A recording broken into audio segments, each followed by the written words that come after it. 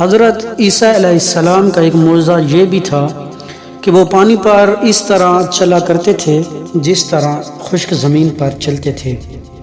ایک دن وہ ایک دریا کی طرف سے گزرے، ان کے ہمراہ ان کا ایک عزیز ترین صحابی تھا جو ان سے کبھی جدا نہیں ہوتا تھا۔ حضرت عیسیٰ علیہ السلام نے بسم اللہ کہہ کر پانی پر قدم رکھا اور چل پڑے۔ ان کے پیچھے ان کا وہ چہیتا صحابی بھی بسم اللہ کہہ کر بصدق دل اور با یقین کامل روانہ ہو گیا۔ جب آدھا راستہ طے کر چکا تو اس کے دل میں خیال پیدا ہوا کہ میں بھی کچھ ہوں، جس طرح حضرت عیسیٰ علیہ السلام چل رہے ہیں میں بھی چل رہا ہوں۔ اس خیال کا آنا تھا کہ وہ پانی میں ڈوبنے لگا۔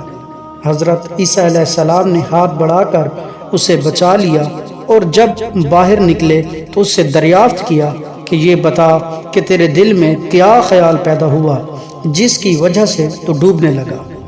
تو اس نے کہا، حضور میرے ذہن میں آپ کی ہمسری کا خیال آ گیا تھا۔ حضرت عیسیٰ علیہ السلام نے فرمایا کہ ہر شخص کو اپنی حیثیت پیش نظر رکھنی چاہیے، تو توبہ کر۔ اس نے توبہ کی اور اپنی سابقہ حیثیت پر آ گیا۔